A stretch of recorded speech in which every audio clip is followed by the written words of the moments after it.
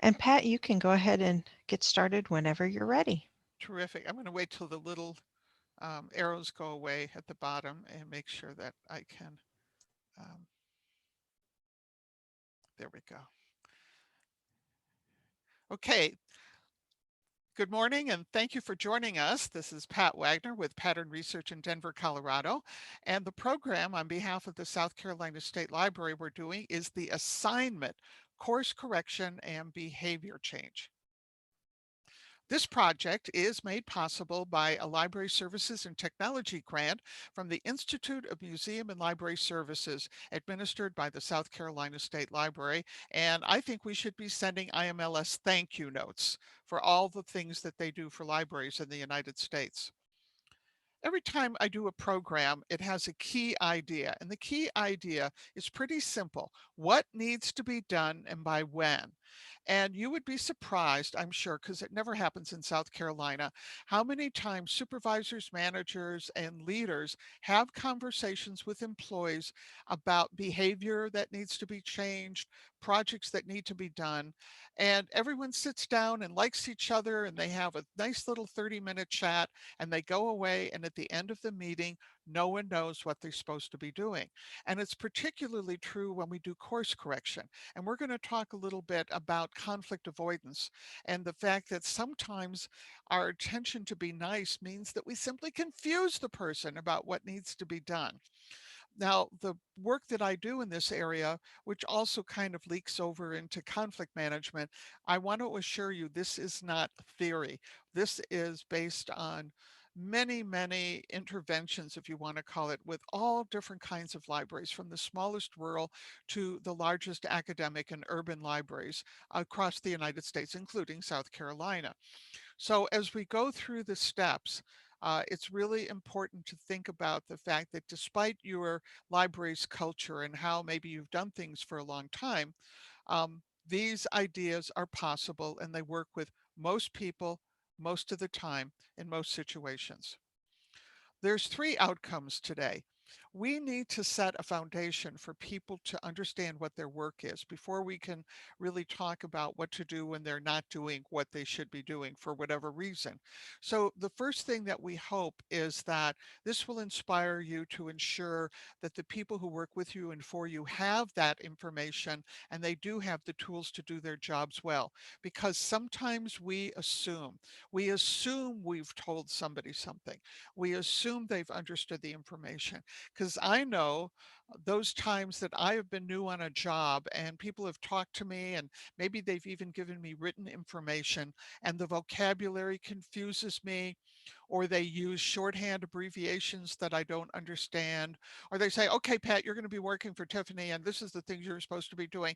Now, you've done this before at your other library, so I don't think we have to do any orientation. Hit the road, girl. That's why we hired you. And I'm too embarrassed to say, we did things totally different at my old library differently. And I have no idea what Tiffany just told me, but I'm too embarrassed to tell them that I need help. So I'm just going to try to go on my own. And folks, this sometimes goes on for years of people kind of faking they understand key ideas until there's a problem. The second thing is that idea of precise outcomes. When we have an assignment, we have to be able to say, and what does it mean to make it successful? What does it mean to, for example, if we ask you to clean out the meeting room, what does clean out the reading new the meeting room mean, and what are certain standards we have? Now, I am not into big bureaucracies. I'm not into micromanagement, but I am into good communication. And the third thing, which is going to be one of my favorite parts of the program, is those things about feel good conversations where, and I'll give you a little hint. For example, let's say that I'm at the circ desk and I'm talking too much, and that's one of my character flaws. So there's a point where, Pat, it's not just that you're having a good time and engaging people and making them feel welcome. You've just spent 30 minutes with a loving grandma looking at every single photo she has of her cats and her grandchildren. And I know that never happens to you. So you you're my supervisor. You need to talk to me about it. And so you say, "Oh, Pat, we need you to do this and that. And I'm like, oh, I'm so sorry. I know that's a flaw of mine. Oh, Pat, you're such a wonderful person. Maybe we both cry a little bit, have a cup of tea, but nothing definite was ever said. And guess what? I keep doing it over and over again. So those are the three outcomes we hope happen out of the program today. The agenda, we're going to talk about that warm chat.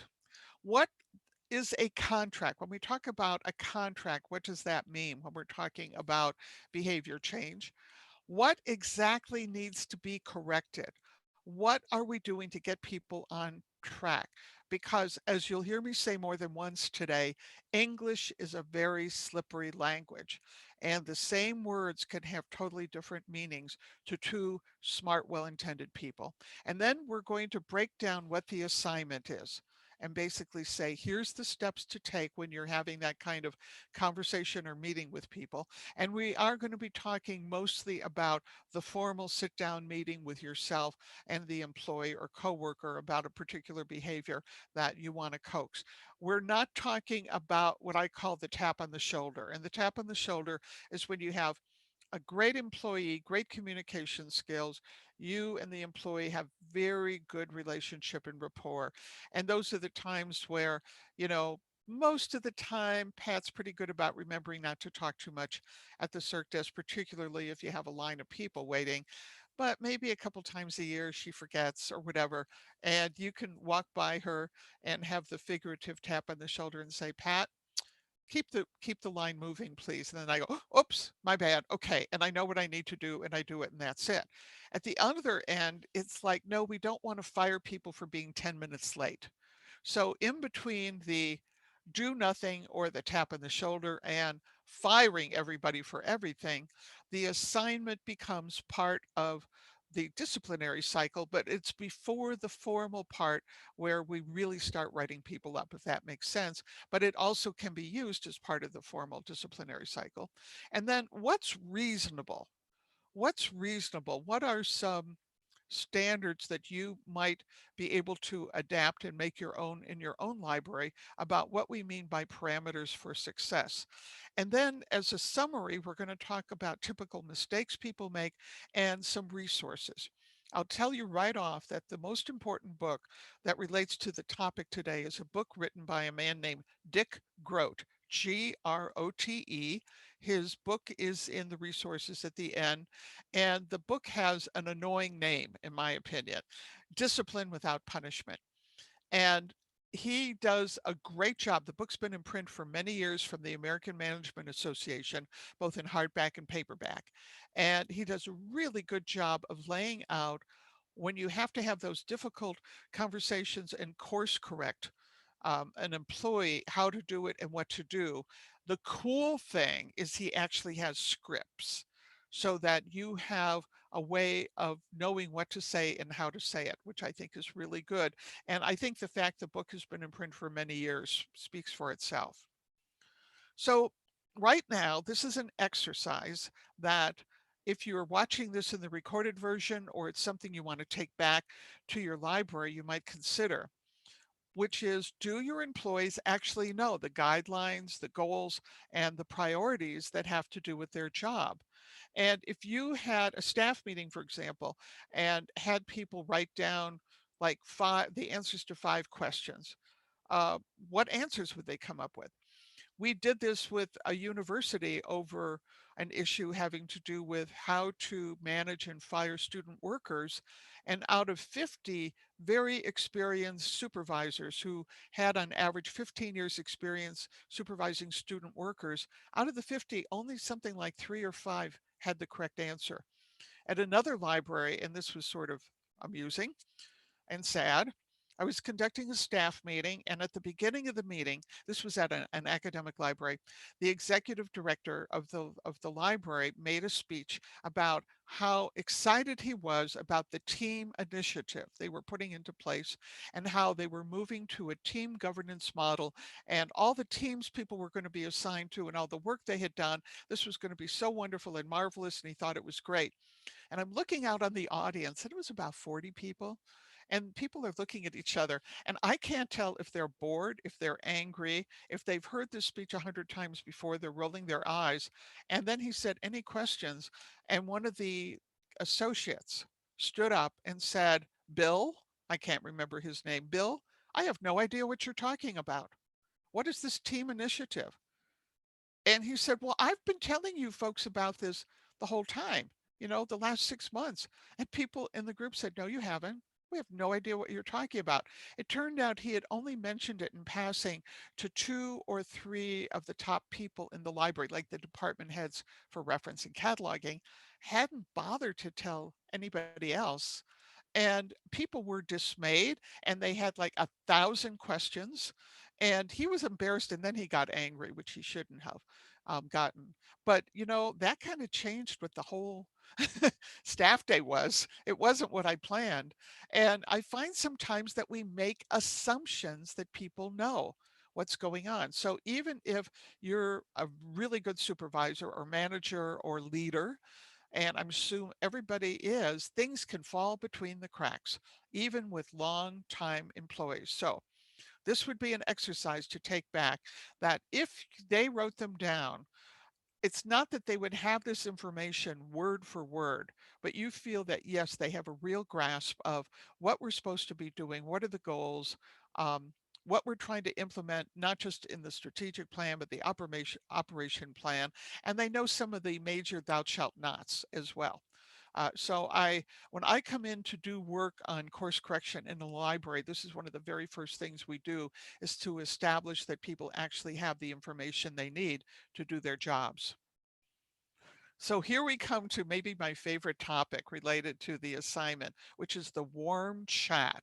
Nice is not enough. So, as I mentioned before, the warm chat, and I want to do a shout out to one of my mentors, Bill Casey, who taught me this phrase many years ago: endless conversations about behavior change, but nothing changes. And those conversations feel good, they feel nice. Um, and this is what we were talking about before with what I call soft messages.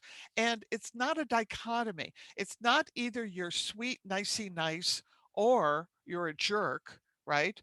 It's not either you are, oh, um, boy, if you might have the time, if you could consider, oh, I'm so embarrassed I have to remind you not to show up 2 hours late every Monday morning, to, if you don't do it my way, it's my way or the highway or everything. No, it's not about that. It's about clear communication. The irony in behavioral science, and this is one of the theories that I believe in, is if you emphasize the negative all the time, you can actually reinforce that in people's brains. So if you are either so soft in what you're saying, they can't really get the message, it's hint, hint, hint, or if you're so um, strong about that, that all you talk about is past mistakes, the person can leave confused and not get the job done. I don't know if you've ever seen this, witnessed this, or experienced it, but I have in my work, both as the person who didn't know what I was supposed to be doing after a 1 hour meeting, or the person who um, felt so bludgeoned, all I could remember was what I shouldn't be doing, not what I should be doing in the thing. So, um, and talking about this idea of conflict avoidant, and people who consistently substitute, let's say, a warm chat for getting the job done. In your experience as a working adult, what reason do people give? And I'm going to talk over this, and I'd be very happy if you use the chat box to give your own experiences or your own impressions of why people do this. But I've had situations where there were serious problems going on and nobody had talked to anyone about it. And when they met with me for me to get some work done, they would say, "I'm really upset with Pat. She's not doing this. She's not doing this." And then I say, "Well, when you talked to Pat about this, what happened?" "Oh, no, I haven't talked to her about this." And one of the most common things I hear is, "They ought to know. I shouldn't have to tell them. Any thinking person should know what they ought to do. And it's so basic. And I don't suffer fools lightly. And I figured that it's on them to know what's going on." Well, here's some of the things that I hear. I love the comments people are making. Here's some of the things that I have heard over the years and see if they match up with your experience as well. The first and most foremost thing is, oh, I don't want to upset them. Now, here's a little thing I learned from cognitive behavioral psychology. When somebody says, I don't want to upset them, you know what they're really saying? I don't want me to be upset. I'm going to be upset if I have to sit down and someone yells or they cries or they threaten me or, oh, the library board is upset and the trustees say, don't deal with Pat because she in the past has threatened to sue us and we don't want a lawsuit, so we don't want to upset them or anything. But it's really about us being emotionally upset about stuff. Don't want to be a bad guy. I worked with a gentleman at a university, a PhD, head of a department, and his whole how would you say, his whole goal in life was to be seen as a nice, sweet man. And so his identity was someone who never criticized, um, never told anyone they were doing anything wrong. And between you and me, he was finally fired from an administrative position. They couldn't fire him because he was tenure, but he was fired from that particular position because he was so bad at managing people. Now, the other part, besides those kind of internal emotional issues, don't know how to talk about what's wrong. It's really hard sometimes if the behavior is nonverbal or you really just want to get it done and be calm and relaxed, but you don't know what words to use or what kind of dialogue. One of the hardest ones is that you're expected to be able to deal with situations, but you haven't been given any authority to do anything. And it's really hard, excuse me, when the people you work for are conflict avoidant. And then what happens is that everybody learns that the way you get things done at this particular library is sort of passive aggressive. People complain, they whine, they roll their eyes, people pout, there's cold silences. Sometimes, and I know this is awful, again, never happens in South Carolina. The Board of Trustees will actually instruct the director saying, no, we can't fire Pat, but can you make her life miserable so she basically quits on her own volition so we don't have to worry about the legal ramifications? Now, that's pretty awful. And it's, I think, almost doubly awful it happens in libraries. But I've seen this happen in workplaces and sometimes, again, a director might come to me and say, we have this problem employee and this is what's going on. And I said, well, what's your action plan for them? And they say, oh, I'm just going to make them miserable. I'm just going to get rid of them. But you know how it is. I know ways to get rid of them. And, I don't work with people like that. And I don't condone that under any circumstance at all. It's sort of like saying, this is my justification for being a bully. Now, another thing that happens is everything you're getting about the situation is second, third, or fourth hand, right? People are telling you things and they'll do it in such a way to make it seem like it's a fact. But what it is, it's gossip and rumor. It's hearsay. And I love the original Law and Order TV series, right, for 20 years. And I say that we were gifted those 20 years of law and order so we would learn what physical evidence and hearsay is. And just even though we want to take complaints seriously, I have seen people's reputations ruined based on people gossiping about them. And when we actually sat down to figure out what was going on, we found out there were actually no facts. Now, this happened in a small rural library here in Colorado a few years ago. The director was and is a sharp cookie. She's competent, she's honest, but she's not the best communicator in the world and sometimes is a little careless. One of these people who takes action before taking in, but that's almost preferable to someone who doesn't do anything. And they were building a new building. And one of the people on the board of trustees got in their head that the director was doing things illegally, having to do with the contract with the architect and certain funds that had been put aside for the building. Instead of actually doing the due diligence and talking to HR and the trustee and sitting down with the director and the architect and doing what you say, would do, like say, I've heard some stuff, really need to check it out so that we're doing our best for the community. Mistakes happen, whatever. Basically, what she did instead was starting to spread rumors. And because she was a board member, those rumors had a lot of credibility. So I'm at the trustee meeting where they spring on this board director that they're going to fire her. And I was there to facilitate the meeting, and I had no idea they planned to fire her.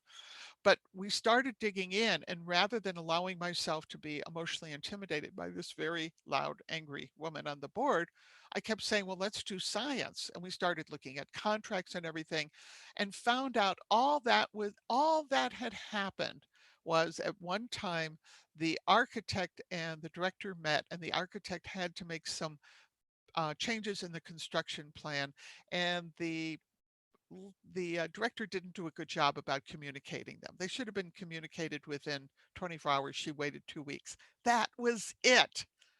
That was it. And the board, I have to say, the rest of the board members were pretty upset with this one board member. The poor director sat there shaking. She had no idea what was going on. And actually, the interesting gist of it was that board member quit. Um, and because in effect we were doing in that long meeting what she should have done before she started making the accusations. And she was the one who was riling up people on the board who trusted that she had done that work. So it's really hard when you're sitting there, particularly in a leadership position, if you're not on the floor a lot, if you're not in the back room and you're hearing stuff, to decide what action to take. Because on one hand, you want to believe what people are saying. On the other hand, this is Earth. People make mistakes, they misunderstand, they disagree, they assume things that aren't there. And so that's one of the reasons that a lot of people say, I simply don't have enough information. So I'm just going to continue to have these soft meetings, hoping at some point someone will give me an actual fact. Another problem is people won't go on record. So I'm down in the southwestern part of the country at a library, and this was a city library, a municipal library, and the governance board for the library was the city manager with the city council, and they had a library advisory board. But the city manager and the city council and the director were getting all kinds of complaints about some of the managers. So I met with what was in effect the executive team and the city council, and we had a closed executive session because it was about personnel issues. And they said, Pat, here's the problem. We have some people we would love to fire. They deserve to be fired. But all we get are anonymous letters under the door. And when somebody does say something, we say, yes, but you have to go on record. We need a signed complaint. And yes, it is possible if this person sues us, you might have to appear in court. Oh, no, no, no, I don't want that and everything. So I want it all anonymous, all anonymous. And the legal group said, we can't do anything with anonymous complaints. It's really hard, but that's the law. Then I met with the union. This was a unionized workplace. And this is what was so interesting. The union leadership said, Pat, we have this real problem. There's some employees here who are union employees, including some managers who need to be fired, but we can't get people to go on record. And they don't understand that just whispering in our ear is not enough. And I went back to both groups. I couldn't carry tales back and forth, right? But I went back to both groups and I said, would you confidentially, can you give me a list of the people involved? It was the same list. The union officials and management saw the same problems, but the employees who actually had the power to do something were not stepping forward. And even though there was absolutely no evidence that anyone there had ever been punished for being, quote, a whistleblower, and would be no retribution and all this kind of thing, everything got stalled for years. So what happens? Everyone reverts to the warm chats. And then here's one that's really, really hard. And actually, it just happened to a friend of mine who's an excellent director in the West. And just this last week, the boss won't support me if I make a hard decision. So this is when you're given authority to actually, whatever your position in the library, to say we're going to at least start an assignment. Yes, the assignment may, in the extreme, lead to termination, but right now we just want Pat to show up on time and to do certain things that, even though we've had a couple of conversations and taps on the shoulder, isn't getting done. It's not getting done. We have to do something more. And the boss, whoever they are, right, again, it could be your director, branch manager, up the food chain, again, to your governing board of your library, says, sure, go ahead, until you actually write up and create an assignment for that person who may be politically connected, maybe a long-term employee, maybe someone who's threatened to sue the library. And in effect, your decision is reversed, um, for reasons that have nothing to do with new facts. Sometimes new facts come in an appeal, or you skip some steps and you didn't do the due process that was needed to be done. It just happened to, again, a longtime friend of mine, great director in another state, who uh, was given an employee who wanted a promotion. And the way it was going to work, this person was going to be promoted to the position of second in charge, because the director was planning her retirement for the end of the year. And the director went, no, no, no, no way. This woman is fine in her position, but she doesn't have what it takes to be a manager, a supervisor, or a library director.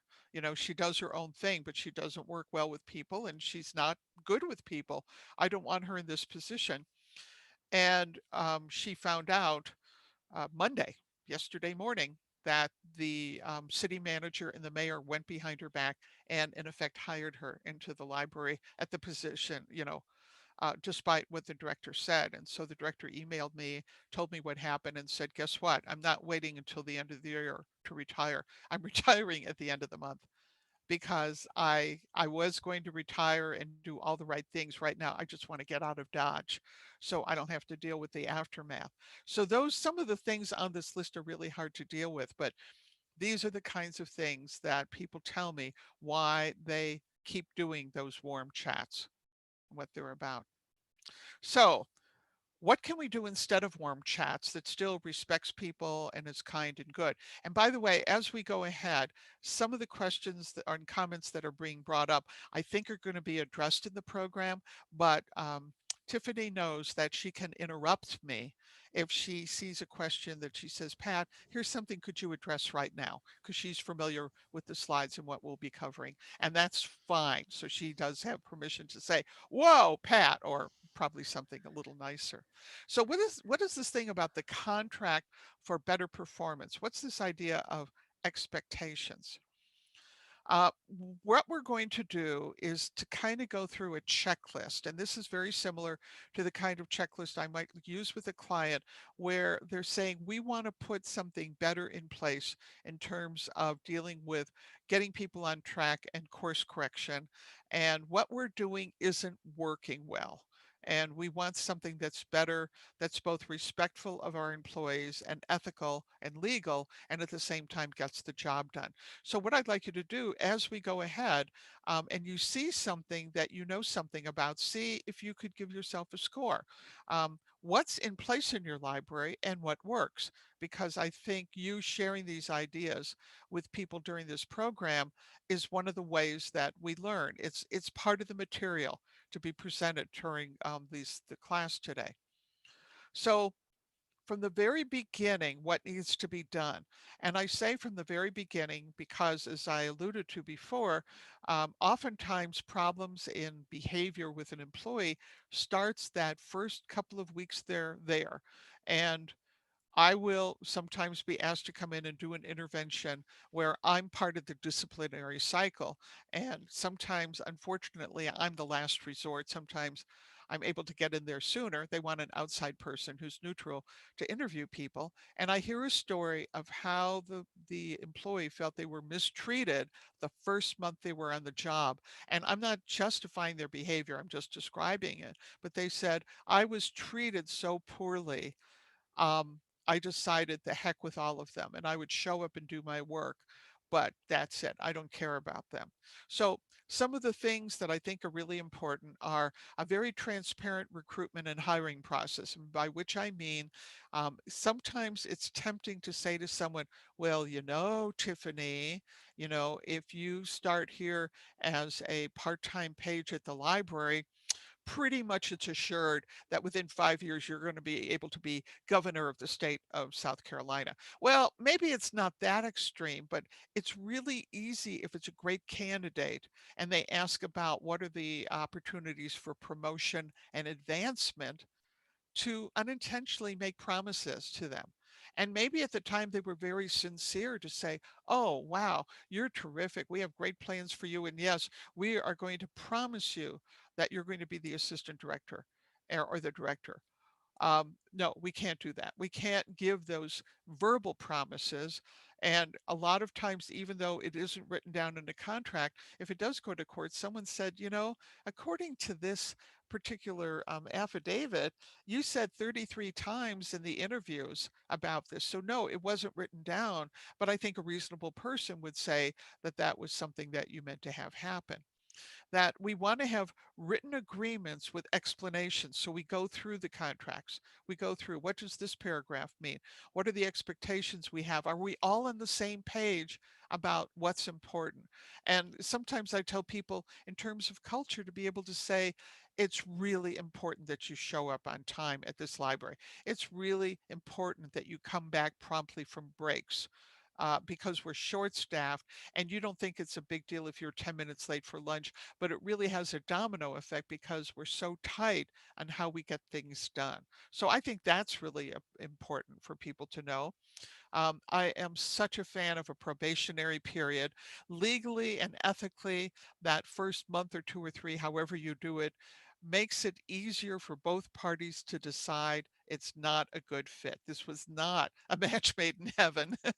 um, and legally, of course, it's much easier to, in effect, terminate that relationship. I had an experience, and I've told this story before to audiences in South Carolina, so you might have heard this before.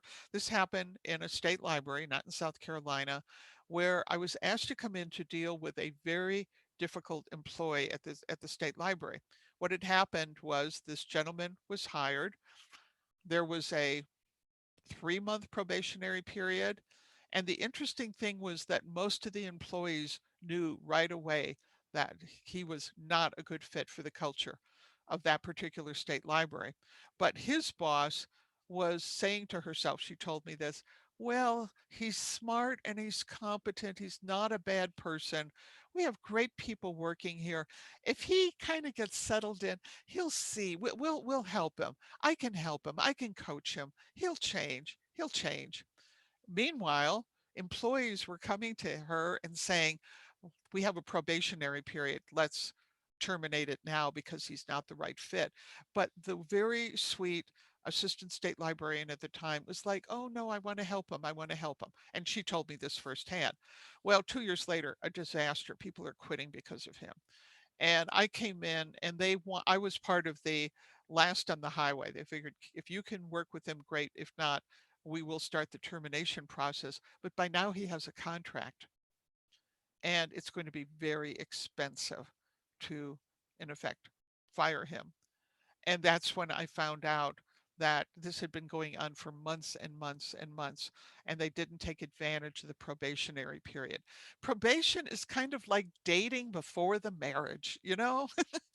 Most of us haven't met someone and either married them or like moved in with them in a committed partnership right away. So it's about, is it a fit for both parties?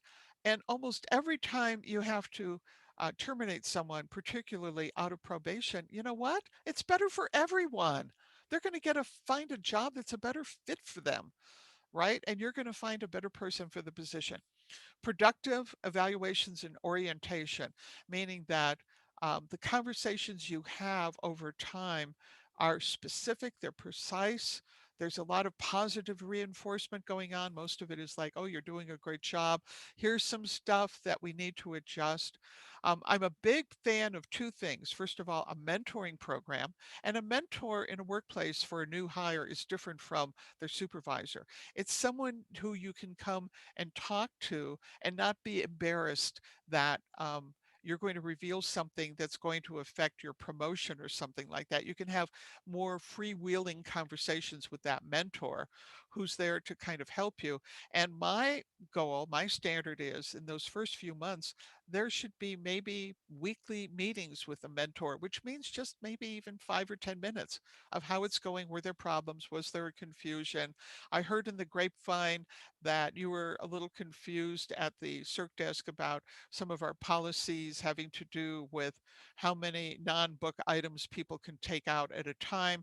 And if teachers at the local school district get to take out more books than the average person, that some teacher told you she could take out 100 picture books. Well, that's not right, but you did the best thing at the time. Let's review that, those kinds of things as well. And the other thing is a trustworthy legal grievance policy where people can appeal a decision or, if necessary, to go up the food chain to the organization. You know, one thing that's really hard, and again, never happens in South Carolina, is what happens if somebody is working for someone in a library and that direct supervisor is the person who's bullying them, inappropriate behavior of some kind. Where are you supposed to go? And being able to say to people, if you have a problem and you can't resolve it with your supervisor, here's the plan, and everybody supports it. And any decisions that are made in a timely fashion. So these are the things I talk about in the beginning, right? And I'm going to make a totally unscientific statement here. If you have this stuff in place, it solves at least 50% of the behavior problems that you might encounter later with that particular person, if this stuff is in place. So, in addition, to be clear that people know what's the scope of the job, how big a job is it, some of the priorities, and what you're expected to accomplish as part of the job. Kind of saying to people, yes, you're doing something that's kind of rote in the back room. And by the way, I've done copy cataloging. I loved it. It was a lot of fun. And it's not brain surgery. Okay. And depending on what software you have and what kind of books you have coming in and everything, it can be um, sometimes a little tedious, sometimes, but you get through the day. So being honest about what we're accomplishing, but saying, for us being able to get stuff cataloged, that means that our customers find it quickly. If we do it right, it gets on the shelves, it gets out there to courier, to other cities, everything works, and it starts with how you do the job. What are the expectations in terms of quality and resources and what we call ethical considerations? And again, I want to go back to um, one of my favorite things. If I was queen and had my MLS and was working with a library, what do I love? Acquisitions and collection development, right? I managed a bookstore in my checkered past, and oh, buying books and putting them on the shelves, unpacking them. You just want to sit there for days. I'm one of those people. But what happens if you're a small and this is true story, in fact, more than one true story. You're a small public library and the people in your town really need help with things like finding jobs and starting businesses and help with their ranches and their farms and agricultural things. And you have a lot of blue collar workers in town who fix their own cars and that stuff. So you're looking at the collection and thinking we really need a lot of how to things. But then you hire someone who knows, well, how beautiful South Carolina is, and they're a reference librarian from a big academic library, maybe to the Northeast, and this is their retirement job. And you look at their credentials and you think, oh, wonderful, wonderful, wonderful, wonderful. Except what happens is that their idea of how to build the collection makes it look at this like the science library in Harvard. And we have had that happen more than once here in Colorado as well. So does the person understand the culture? Do they understand what we mean by quality? Do they know what the resources are? Do they know what legal standards we have for doing things and ethical standards? And do they understand civility? The idea that no matter how smart you are and how competent you are and all the magic things you know about your job in terms of being a subject matter expert or an IT person, civility counts in this workplace. And if you're someone who doesn't think you can say good morning and please and thank you to everyone, guess what? You shouldn't work here. And again, I think if someone, more than one of my clients had had that conversation with people during that hiring period, they wouldn't have had the problem years later where they had to fire someone who really thought they deserved to be rude because they were so smart and competent at their job, who actually said to me in the meeting, I didn't go to library school to be pleasant to people. That's an exact quote. I didn't go to the library school to be to smile at people. And I hate to say this, but one library I worked with 2 months ago, they sprung this on me. We're having a Zoom meeting, and one of the people saying, well, we've been having a lot of serious discussions here at the library about whether we should require employees to smile at people. 'Cause they were opening up to the public again. And I thought they were kidding at first. They weren't. But again, not South Carolina. Now, what should supervisors and managers be concerned about? I believe that there are two main jobs of a supervisor and two main jobs of a manager. And if you're in a leadership position of any kind, talking about our series here on leadership, these are sort of the basic skills that are needed. That, first of all, to elicit the best from people who work for you, because it's one of the few ways that we can leverage the capacity of the library without spending more money, getting people to know how to do things more and better. And that has to do with growing their skills, but also on the personnel side, building trust and respect so that we see everyone having potential that can grow within what they're doing. The second thing is the whole idea of project management, which is one of my favorite subjects. Again, you'll see these words we use all the time. We talk about being on time, under budget, agreeing on quality. What does quality mean? Like with my example of collection development, and with everyone still speaking to each other. You don't have to go to the workplace and have everyone be your new best friend, but on the other hand, we should feel okay about working at that place. In addition, the idea of coordinating and allocating resources, being able to say, we need to increase the budget here. We need to move someone from this department to this department. We have to decide how we spend what we have, and consistency so that, oh, if you have more than one branch, that what people experience at the branch in terms of rules and regulations and quality of service is consistent for everybody all the time. So this is kind of what supervisors and managers need to do to create an healthy environment so people both have the freedom to make decisions at the same time understand what the guidelines are, uh, before you do anything else. Before you do anything else, if this stuff isn't in place, it's really hard to correct behavior. For the person who's having problems in the workplace, it's like organized chaos around them. Or everything is done by the whim of one or two people, or decisions are made based on personalities rather on getting the job done in a way that's consistent and predictable as well. So what happens is to build a workplace culture that makes it that course correction is not the rule. You're not constantly feeling like you're herding kittens all the time because no one's doing quite what they're supposed to be doing. You can build a workplace culture by the behavior of individuals. It's not magic. I had a compliment a few years ago. I never forgot this. We have a little business. We used to have offices. And then we woke up one day and said, you know what? Our cats each don't need their own bedroom, Tiffany. And so we closed our offices and moved into our little bungalow. And my husband and I have been working together even before we were married. So some people we didn't know very well came over to the house for a business meeting. And at the end of the meeting, my husband went into the kitchen to get some tea or cookies or something. And one of the women in the group said, "Excuse me, I hope this is not a too personal a question." I said, "No, what?" And she said, "Are you and your husband born again Christians?"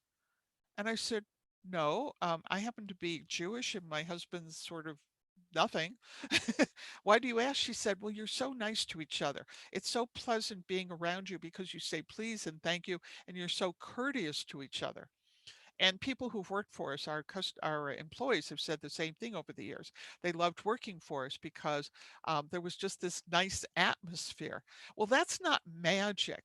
That's how my husband and I were raised, and it's actually a conscious effort, since we're together so much, to make it easy for us to work together. So that's kind of an important part. That people believe they are treated fairly, that there are no favorites, and favoritism is a topic, unfortunately, that I get called in to talk with people about. That if they do have a problem, it's dealt with quickly, that problems in communication among employees and between employees and supervisors and directors and so on don't fester for months. That people get recognition, right? They're validated. They get thank yous when they're working hard. They get thank yous for, you know, being there and doing a good job for the library. That we don't have much negative drama, but we do have positive ways to celebrate when things go wrong. And I tell people, if you don't have positive ways for people to talk about things, they'll go to the negative drama. So to me, negative drama in the workplace is a symptom of problems with communication. And again, I'll say it again, the trustworthy grievance policy as well. So we need to be Pat? yes, go ahead. Sorry, didn't mean to interrupt, but I No, had you're supposed to. You're supposed to. Cool. um, I was thinking since we're having such good discussion in the chat, Mhm. maybe a good time to scan up and see if we've got any questions that we've missed. Um, Sure. Sure. I saw one toward the top here about um, supervisors who treat their favorite staff members differently from the rest of the team. And How do we? now, is this from someone who's a director or is someone from someone who's an employee? I believe the question is more from an employee standpoint, Yes. but um, Those questions are really hard to answer in this class, and I'll say why. This is a class for people who are the managers and directors and so on about what they do to create a workplace where that doesn't happen.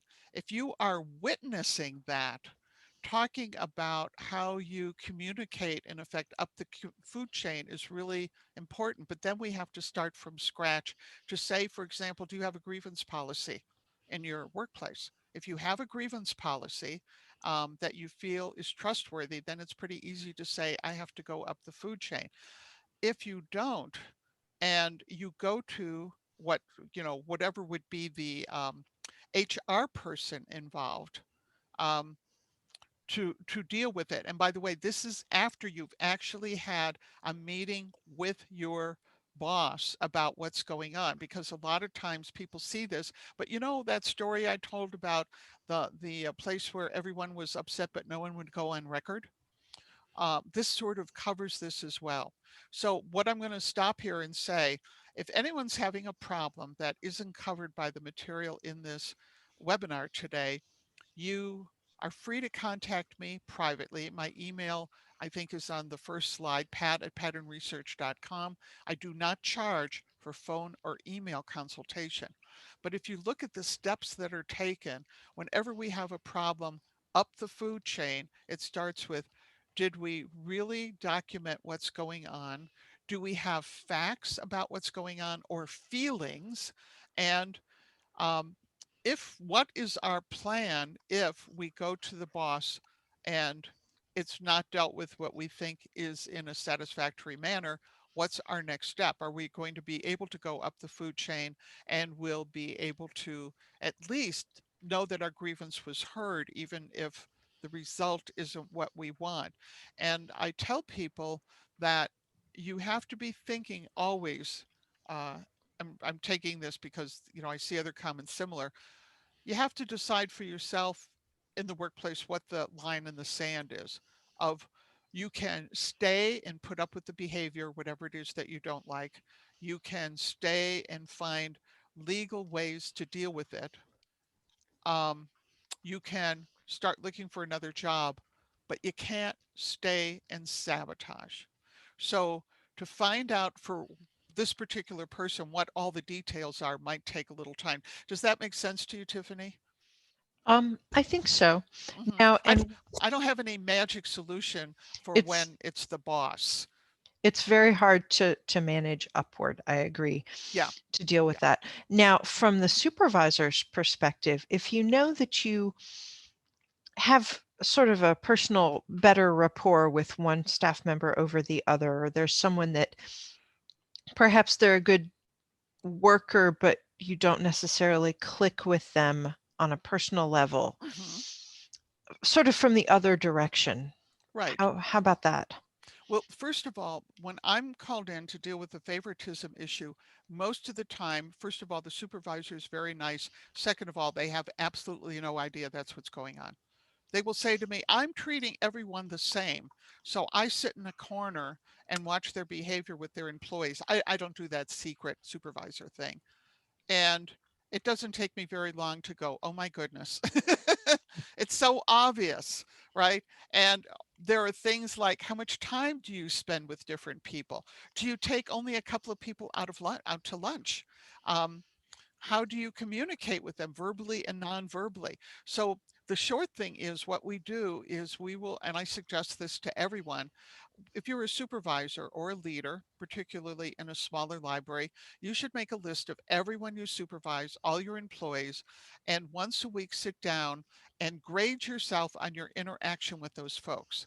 I learned this when I was an adjunct professor at the University of Denver from the person who was supervising my classes.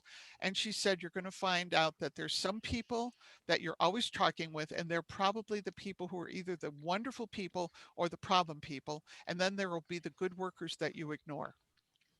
And it was really an eye opener for me. And right now, we just did this exercise with the supervisory class I'm teaching in Colorado. And most of the people who've done this exercise were able to quickly determine there are some people they're neglecting and that they have to be much more aware of being fair in the workplace. So it's not just thinking about it, but you have to kind of evaluate. And then maybe you even have to talk to some of your other peers to say, I think I'm doing this. Am I doing this? And some of them might say, yeah, you are. And thank you for asking. Does that make sense? Yeah, yeah, thank you. Were there Excellent. further questions about that, or trying to scroll down here? Um, Oh, here's a good one just right here that we'll do. And then I kind of have to keep an eye on the clock. The sure. one about what about staff who have different ideas about what good customer service is? Yes, Yes. this is when you have to kind of come together. And the term we use in sociology is norm the group, an agreement about what quality is. And this will upset some people because there will be, let's call it a loss of autonomy, because people will suddenly be like, no, this is what you need to do. This is what you actually need to do. And you have to come together as a group to come up with this. And if you have the best run library in the world with the best people and people disagree on something like customer service, it can take 3 to 6 months to say this is our new standard for what this means. And yes, there are going to be some great employees who will quit.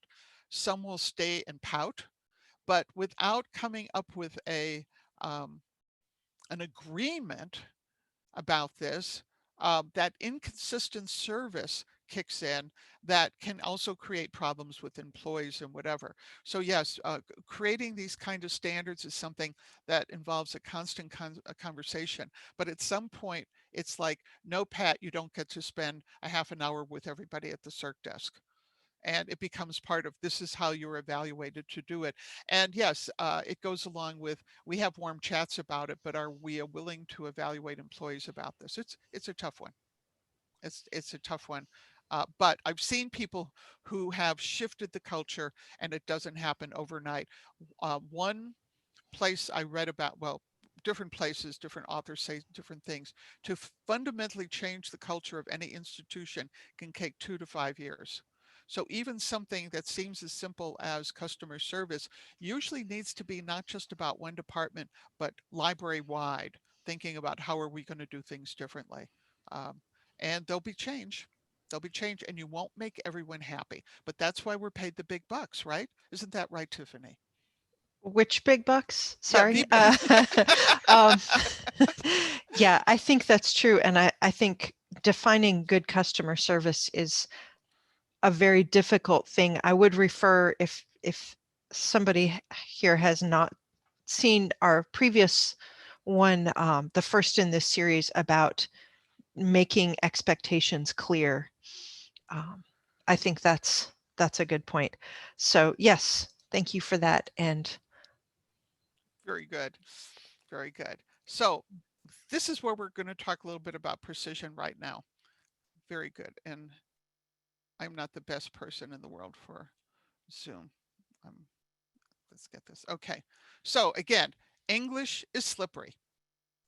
And if you're in a meeting to say to people, this is what I need you to do, I've sat at the same meeting with people and people leave with a very, very, very different idea of what happens. So one of the rules is that if you're trying to do course correction, one issue one issue, don't laundry list. And the second thing is that we need to be concrete about facts and what we call physical evidence.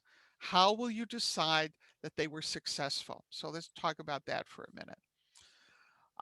One way is that we have to take feeling concepts about how we feel about something and turn it into what a reasonable person would observe without knowing the situation. We call it the Martian test. What would a Martian see? All right. So you might say, my problem with Pat is she ignores coworkers. To translate into something precise, Pat doesn't say hello, please, thank you, or other common courtesies in the workplace. Why she doesn't do it, we'll never know what her intention is. So we don't use the word ignore, but we're specific enough that she says, okay. And by the way, this may be one of 100 things we're concerned about with Pat, but we're going to start with something that's specific so we can set up success. Pat's lazy and indifferent. And again, this is a way of saying we know what she's intending, we can read her mind. But instead, why are we saying this? Well, she didn't finish her last 3 projects on time. And that's why but we're not going to say lazy and different. It's going to be a fact, no accusations. This is one of my favorite one. Well, she's not a team player. Well, what actually is the behavior she's doing? Well, one of the parts of our culture here is if you finish your work and there's not a line in front of your desk and you're at the reference desk and you look over and there's a line at the circ desk and an empty stool, you go over to the circ desk and help out until you see someone going up to reference and then you leave and go over to reference. But what if you have someone who basically, when their work is done is sitting there, reading a romance novel, which is actually a true story. So we need to make things precise. We need to make things precise. And this goes back to something that Tiffany, you brought up and some of the other folks. Do you respond to the same behaviors the same way, regardless of who's the actor? And what that simply means is will you be consistent in how you treat people? And this goes back to the fairness issue. And we don't realize sometimes how we're very unfair with employees, coworkers, and customers, and how we perceive what they're doing and how they're doing it. So this is a fairness exercise I've done all over the world, actually, not just in the United States, about thinking about, is it the behavior that bothers you or is it the person? So think about someone, and again, this something for later. Think about someone whose workplace behavior you don't like. And I ask people to actually write down what the behavior is as objectively as can. Now, if there was someone in your life that was dear to you, who you trusted and respected, and by the way, for this exercise, I always use my grandma who mostly raised me. If it was someone I liked who was doing this, what would your response be? And would it be different? And don't say they'd never do it because everybody can do something sometimes. So make it so if it was someone different, what would your response be? And by the way, most of the time with most audiences, what I've heard people say is, well, if it was someone I'd like and respected, I would give them the benefit of the doubt, or I'd go sit down and talk to them about it. Now, this is my unscientific view, having asked this question and observed this for many years. 20% of the people I survey say, well, Pat, it's really about the behavior. That if I saw anyone doing the behavior, I would respond the same. But 80% tell me, but if it's someone I liked, I would respond differently. I would give them the benefit of the doubt, or I'd talk with them about the issue sooner than later. So this is a little thing you can do in your head when thinking about, are you treating people fairly? So what's the assignment? What's the assignment that we're talking about? And what we want to do is to make sure that if we are doing a course correction, it should never be a surprise, meaning that we don't wait until things are really bad and suddenly spring things on people, thinking, well, they've obviously known for a long time there's a problem. They should have known there's a problem. And this is awful, I've had library boards do this to library directors on live TV, on cable TV, where the director has walked into a public meeting and not realizing they were going to be fired at the meeting because the board never talked to them about any of the problems they had. No, I can't make this stuff up, folks. Um, Another part of it is this thing about mind reading, right? That's part of what we call the culture of the organization. They should have known that this is how we do things here. And I'm not talking about necessarily the rules, I'm talking about the culture. And we call this the village rules. How many rules do you have about how the library runs that isn't written down, that you sort of assume that a new employee will figure out on their own because it's, quote, so obvious, or an old employee, a long-term employee, remembers correctly? So there's an exercise we do where we put people, like, I love doing this at a big staff meeting. Imagine there's 100 people in the room and they're organized by tables about how long they've worked at that particular library. And then we ask each group, and it's usually divided, by the way, by groups of 5 or 10 people. And they're in this group and they talk about what were the things they didn't know that they wish they would have learned when they first went to the library. And this is the fascinating things. People who are recent employees, say under 5 or 10 years, have a huge list of things that they were never told. The people who've been there forever, 20, 30 years, say, oh no, everything's fine. They forget that they weren't told things and they finally figured it out after 20 years. Another part, I have to say, the village rules is sort of personal and fun. Um, when I had boys come for dinner when I was in high school dating, and that was a big rule. My parents were old fashioned. If I was wanted to date someone, they'd have to come to dinner. I would have to warn them beforehand about the horrible practical jokes that my dad would play on them to test them. Like this one boy, this was from college, came to visit, and my dad and my stepmom had a dog named Lobo that was one of those illegal half wolf dogs, and they sicked Lobo, 140-pound wolf dog, on Mark, poor Mark. And of course, Lobo was the sweetest dog in the world, and he put his paws on Mark's shoulder, and Mark was 6 foot tall, and licked his face. But I prepared Mark for the village role, so he passed. My dad said, I just want to see his character. Thank you, Dad. Another things is this laundry list thing about accumulating problems you're having until you have a formal meeting. And that's one that really, really bothers me, that the person waits and you just dump everything on them in that semi-annual or annual meeting. The rule of thumb, which I agree with, this is a theory I agree with, is that you should be checking in with employees mostly positively, like 9 times out of 10 positively, once a week. And if there is a course correction, it might be just a tap on the shoulder, but not to leave things go for months and months and months, hoping they're going to resolve themselves without you having to say anything. And again, when we talk about positive reinforcement, most of what we're doing with a person is catching them when they're doing it right and praising them for doing it right. So it's not like every weekly meeting, it's okay, here's another thing you've done wrong. But to get into the habit of making sure you're checking with people, making sure that they like what you're doing and it's good. And then there is that occasional tap on the shoulder and at other times the occasional assignment as well. Um, I have seen what's happened firsthand, and I've witnessed what's happened when people do the laundry list. And it can destroy an otherwise pretty good employee because there's like, I've been doing this for months and you've never told me. Why is it suddenly a problem? And, I don't know how to cure bitterness and despair. And the person on the outside might be doing fine, but then they start those little kind of sabotages and passive aggressive things. And again, when someone like me comes in to interview them or do the exit interview, I find out, well, guess what? I thought everyone was fine. And then I was given a list of 20 things I was doing wrong and expected to fix them right there. So this is something that I've seen doesn't work. Put it that way, doesn't work in my experience.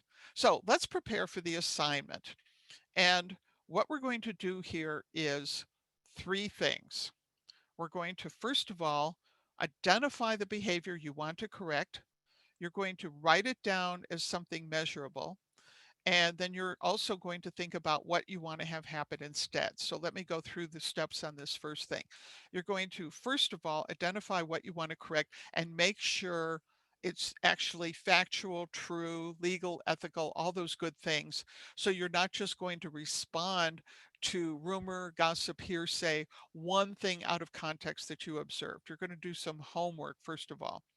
You're going to really think about what do you want to happen instead of what they're doing. Okay? They're not doing what you want them to do. What do you want them to do instead? In one sentence, in one sentence. And I do this thing of writing these in one sentence to make sure that you take out the adjectives and the adverbs. And, it all started in a log cabin 140 years ago. And the shorter you can make what it is you want to talk to the person about, the more reliably they'll be able to listen and respond in a positive manner. And I don't want you to just keep it in your head. I want you to actually write them down. And what I like to do if I have a problem with someone, I'll write it down and talk about stuff. I'll have it with me for the meeting and they get a copy too. So they'll be both looking at the same information because people get defensive, they get angry, they get confused, they get upset. And writing things down is one way, in my experience, to calm people down. Then you have to be able to say, how are we going to chunk this down so that we actually have the response we want? Well, first of all, I like that weekly thing. Let's say there's a whole class of behavior that Pat's doing, and you inherited Pat, right? You're new on the job. Um, and it's obviously like like a ball of yarn, and you don't even know which piece of yarn to pull first. Take something that you could do in a week that a reasonable person could do, and that you would be able to see and hear that the behavior has changed, whatever it is. And again, write what you're going to do in effect to measure, observe, describe what success is as well. And if you do this well, and again, the Dick Rote book has great examples. What we're doing is basically saying, this is the new behavior I want, and this is how we're going to know if it's successful or not. And we want you to work here. Now, this is in a more extreme case, maybe we want you to work here, but if you're choosing not to make this change, you're choosing not to work here. So basically, we treat people well, we give them the information they need to do the job, we make sure that everyone's on the same page and for things like expectations and quality, and then basically say, okay, it's up to you now. Do you want to work here? Do you want to be here? We really want you. So now it's your choice. And I've, by the way, had this conversation with my own employees over time, and they like it because it's specific and they know what to do quickly to fix the situation as necessary. So you have this meeting. Now, all this stuff in preparation is before the meeting. So you have the meeting. What do you need to do for the meeting? Well, you need to schedule time, and it goes something like this. All right, Tiffany has an issue with me, and she's experienced enough to know it's a 10-minute issue. But even though it's cut and dried to her, she still needs time for, in effect, my side of the story and my input. So there's also the Pat's 10 minutes, but then we both need 10 minutes together to kind of negotiate and figure out what we need to do. So if you have a 10-minute issue, it's really a 30-minute issue. You got to be careful of what they call in Gestalt psychology hit and runs. You know, Pat, I'm really upset with you and you better change what you're doing or else, oh, it's Friday 5, got to go by. Those don't work very well. Again, one concrete issue, no laundry lists, and be sure that the person knows what the goal is. How will you know that you're happy? And it may be that I do an awful job with story time and you've gotten complaints from the mothers and the caretakers who come, mothers, fathers, whoever, and you say to me, I'm the one who's giving you the problem. You say to me, Pat, one of the ways I'm going to decide what's going is I'm going to survey parents who are caretakers who've taken their kids to summer reading to see what they think. So, no, I'm not going to sit through every single summer reading that you do, but I will be talking to people who've complained before, who are affected by it, who will be observers. And probably, I'm guessing you can't pay off every one of them to say something nice. But I need to know if I want to change my behavior, how it will be evaluated, and also what the consequences will be, which is usually then we'll just have to take another step and see what's going on. You don't, again, it's not, do this right or you're fired instantly. It doesn't have to be that. So here's one, okay? I'm chewing tobacco and spitting tobacco, and there's a lot of collateral damage that I'm actually ending up spitting on library customers. So, Pat, please stop chewing and spitting tobacco while on library property, especially when interacting with customers. And just so you know, we're going to have another meeting in a week, next Friday, 3 o'clock, to talk about this. And by then, this is how I'm going to determine. I'm going to hear from your coworkers and the maintenance crew that you've stopped using tobacco products, and I'm not going to hear any more complaints from library customers. And understand, this is not just a rule at the library, this is a rule for the county. We're a county library, and this is the county rule. If you don't comply, you're choosing not to work here. That's the kind of rule where you say, this is a rule, it's an important rule. If you're choosing that you can't control this is something else. The place we often fall down is there's no follow-up. And again, it might be the short weekly meeting where after a week or two or three, it's obvious that I'm doing a good job. But if it falls off my plate, if it falls off my radar as the supervisor of this poor person, Pat, who spits tobacco, it's likely it's going to fall off my list of priorities. I hear a lot from people that um, someone wanted to correct my behavior. I did it. They never gave me an acknowledgement. They never gave me support. To heck with them, I'm never going to do it again because it was really, really hard for me to do that thing they wanted me to do, and I did it. So it might not be every single day, but the person who would be supervising that Pat Wagner might say, it's been 3 weeks, and wow, we're getting great reports. Thank you so much. This is a big deal. That's it. And then we kind of go back to work about stuff. Sometimes we find there's extenuating circumstances, and there may have been a really, really good reason why, for example, Pat was taking a half an hour to look at grandma photos, which means that maybe we have to rethink our service model for the elderly people who are lonely, who come into the library, who need someone to talk with, and not to take up time at the circ desk when people are trying to do business. We actually had that situation with a library that was near a large, like elderly assisted living um, building. And the person at the front desk who was, quote, taking up too much time, it was actually kind of a signal that the library had to kind of hire an outreach coordinator and actually create how would you say, a pool of elderly volunteers who would come in and be the person who would sit there and look at all the grandma pictures, right? So sometimes we just have to make things a little different. And then we have to decide, we had some success, are we going to jump in and do um, a whole bunch of more changes? But I would say that you don't want to make it so every meeting you have is fix this, fix this, fix this.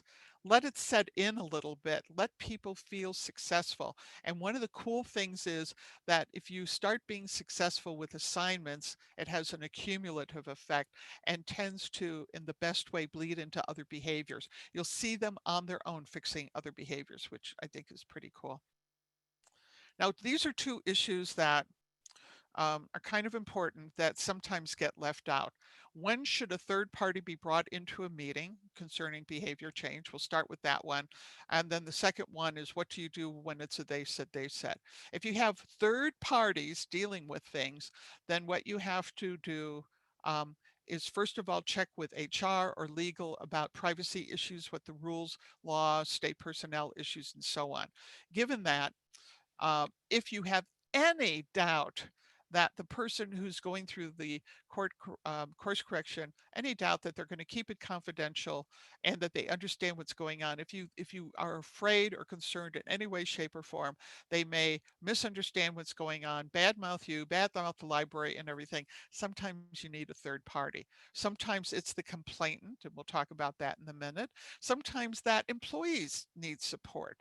Should there be a coworker in the room? Should there be a supervisor in the room? That's why you have to check about privacy and confidentiality issues. Does the employee themselves need legal support for the meeting? Not necessarily even a lawyer, but someone there who can listen and take notes. Do you need someone from the legal part of the library to champion the library's position? Meaning, we had a case with an angry employee who'd been there a long time, didn't like the changes that were going on, and didn't like what the new director wanted to do. And we actually brought in the city manager, it was a municipal library, who sat in on the meeting and at the beginning told the employee, look, Madge, you and I have known each other for years. Let's make it very clear. The board, the city council hired this director. We're 100% behind what Mary's doing. And yes, um, a request from her is like a request from the city council. So yes, I'm just here to say that what she was doing and the changes she's making are supported.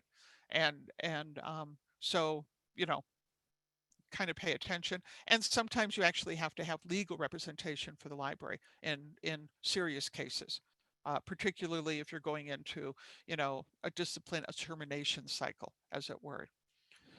Okay, here, if it is a they said situation, folks, you get both people in the room. It is so easy, particularly if you're a nice person, and all of you today are nice people, to be emotionally manipulated, in effect, emotionally blackmailed. Oh, I'm really upset with Pat. Do something about Pat. Oh, I'm really upset with Tiffany. Do something about Tiffany. Okay, well, we'll both have you in the same room and we'll work it out. Oh, no, I can't possibly be in the same room with Tiffany. Like what? Why?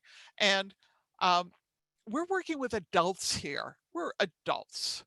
And it's kind of like, if those of you who've been parents, it's sort of like, if you guys can't figure out a way to work together, I'm going to make a decision, like cutting the baby in half, right? King Solomon, and both of you are going to be unhappy. So you can't allow yourself to have people secretly say bad things about other people they're working with and not expect to find themselves in a room working something out. And if they're, again, the silent treatment, everything, that's fine. Here are your marching orders. Here are your marching orders. We'll review them in a week. This is the evidence we want. And in some cases, you might need outside intervention, including legal intervention as well. Um, it didn't work. You tried the touch, the tap on the shoulder. You tried the assignment with the specifics. It didn't work. You should know at the beginning every single step you might have to take if things don't go well.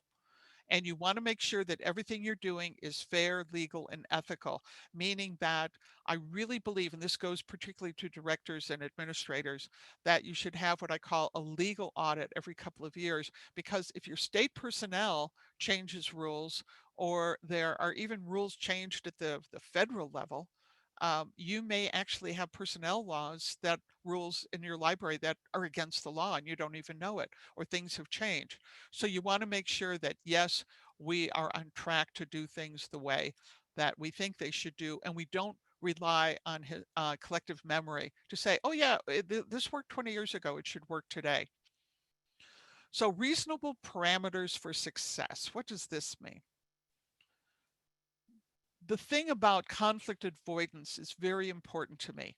I was part of a study that was done, and it ended up in ALA Edition's book on conflict resolution, where I think hundreds, if not thousands, of surveys were sent throughout the world, of course, mostly the United States and Canada, about conflict in workplaces. And this was the conclusion, multi-type. The biggest cause of sustained and healthy conflict in workplace is a conflict avoidant on the part of supervisors and managers, and I should add directors and leadership as well. I agree with this theory, and I've seen it in a very practical way pretty much every time I have to be involved with this kind of intervention.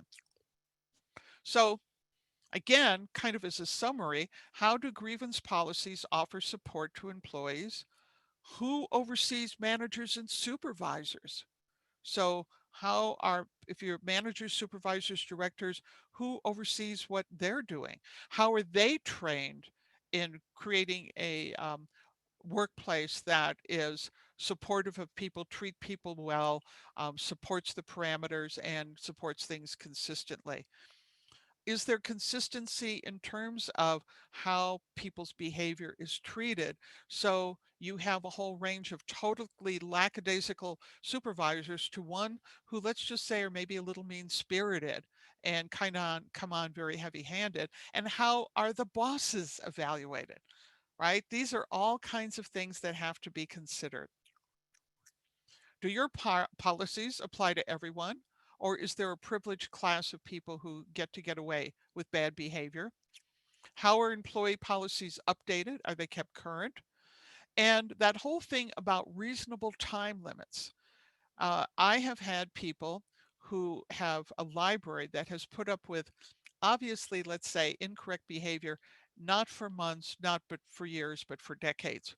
That was the level of conflict avoidance in that particular workplace.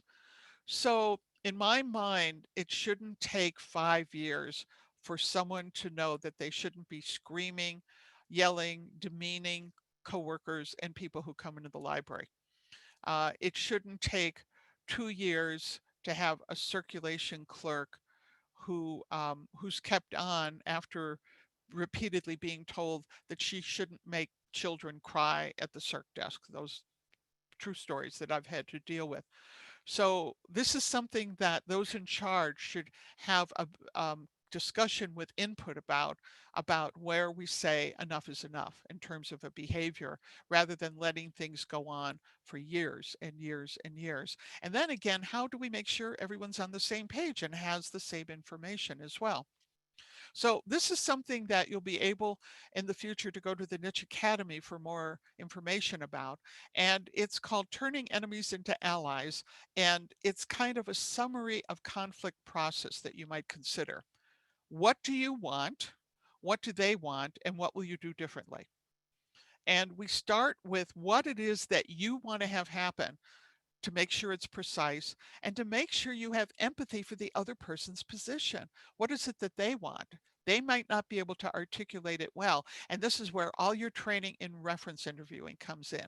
And I bet all of you who've done reference, and I've done reference, knows that what people first come in looking for might not be what they're actually looking for. And you have to kind of ask some questions, the same process.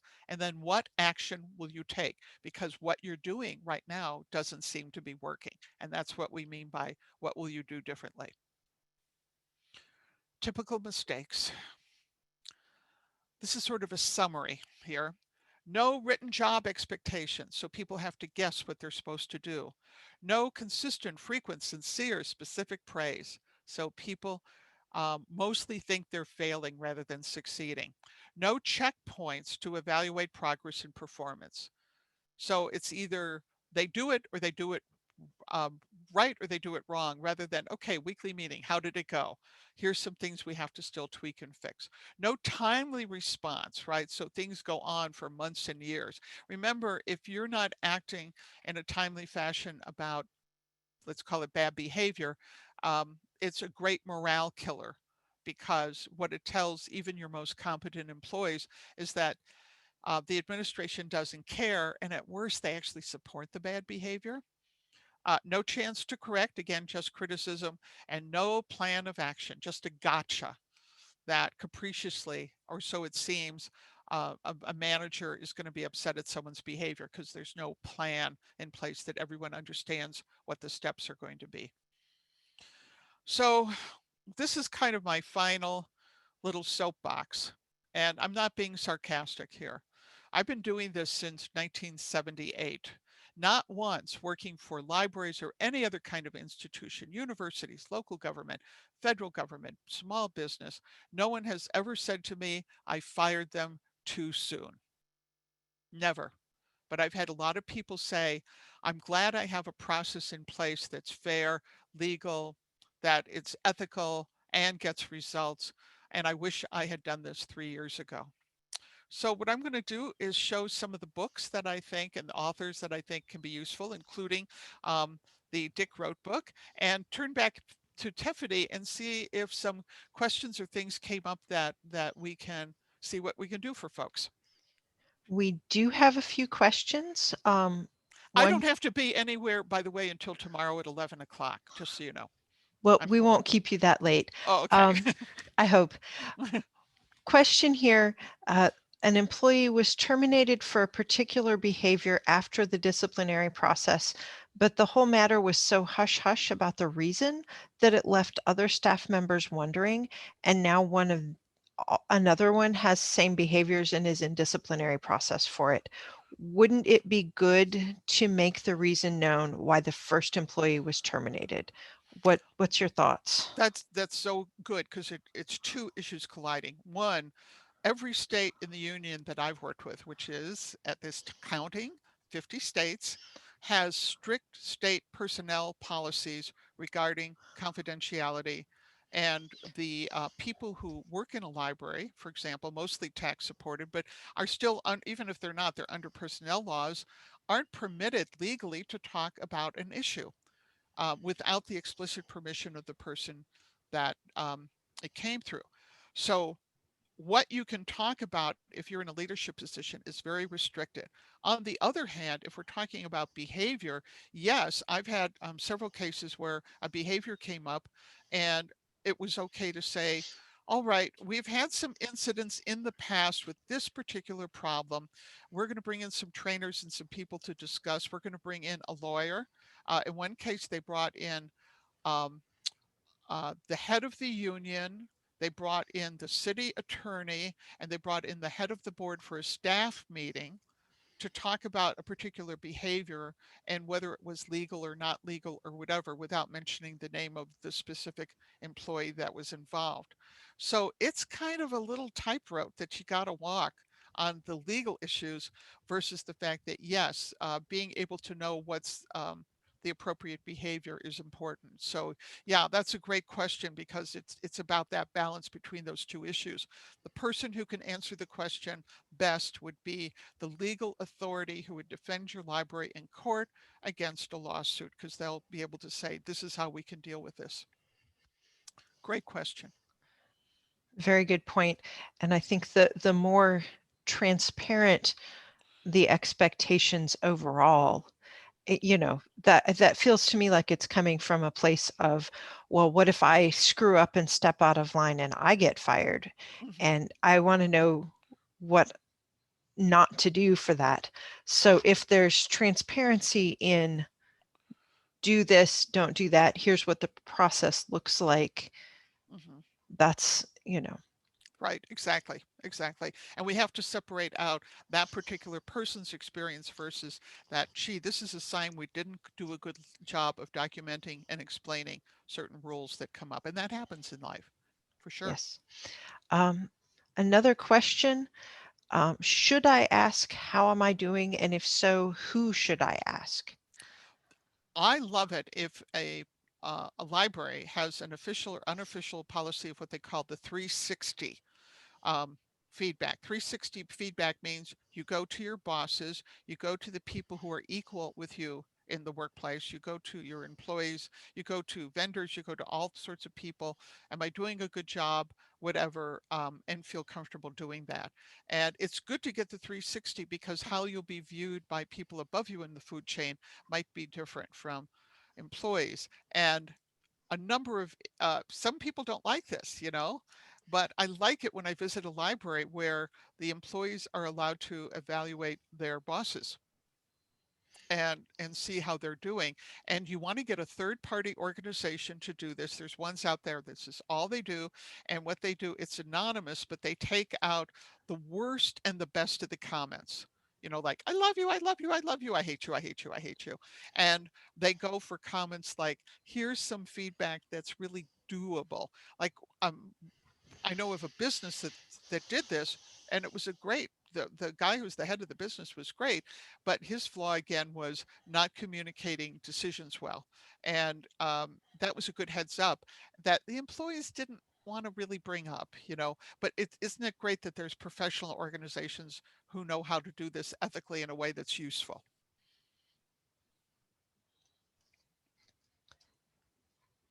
Okay. Other questions? I'm not seeing anything. Um, it looks like that's all for questions. Oh, great.